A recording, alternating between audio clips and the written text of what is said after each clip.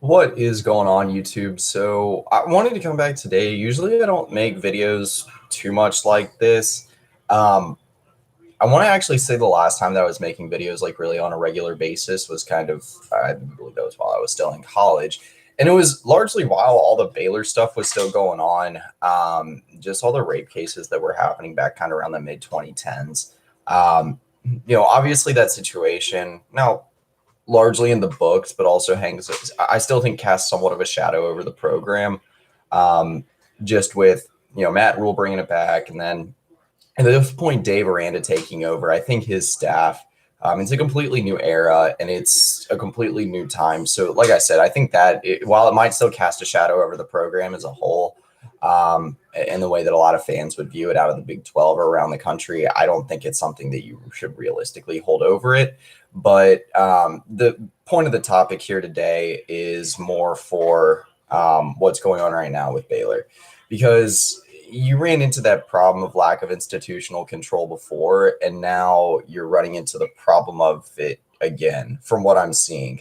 Baylor, I believe, now is on their third game pushed back this year, and at least their second due to their own fault of COVID-19 related issues.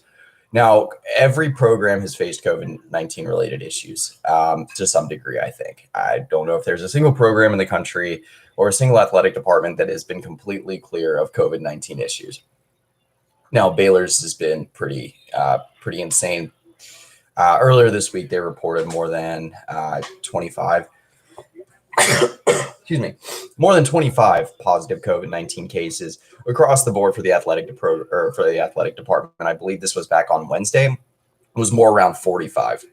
And just with the football program alone, I think like 28 were players, and then like there was an additional at least 5 or 10 or so that were either current or antibodies that they found for COVID-19 cases. So, and again, I would have to check back up on the numbers on that one. But as a result of that, it sounds like it was a problem stemming from their trip to Morgantown in their, I believe that was a loss to West Virginia back on October 3rd, where it sounds like there was maybe 1 or 2 cases that weren't confirmed yet or that weren't known. And then that stemmed to the plethora that we see here right now. Now, Baylor already had to have one game pushed back because of this. The game against the Longhorns on October 24th is somewhat uncertain. It's hard to know what will happen before then, but I believe Baylor's looking to resume football activities this weekend, which is a good sign for that game.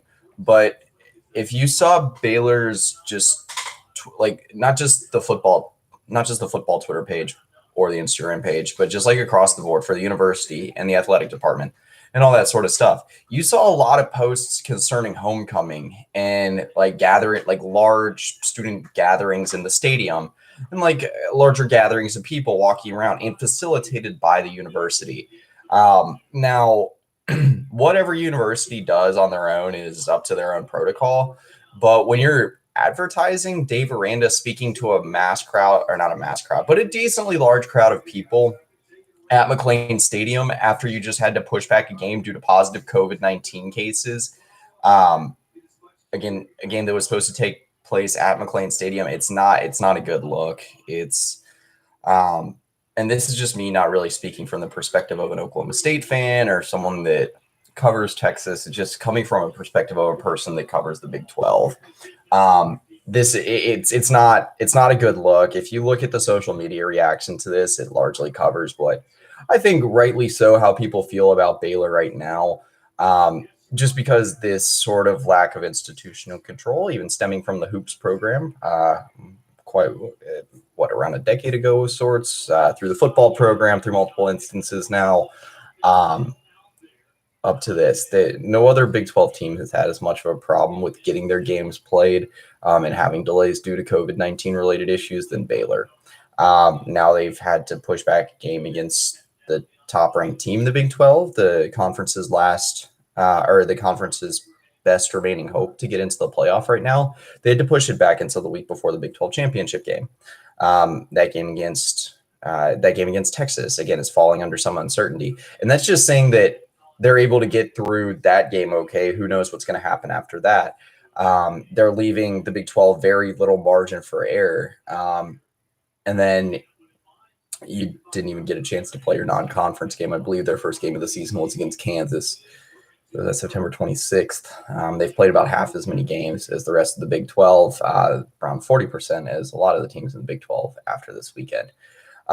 It's making it tough, I think, on the rest of the conference. And I just don't, like I said, I just think it's kind of a, I think it's kind of a giant hurdle for the Big 12 in a year that's already making things tough enough.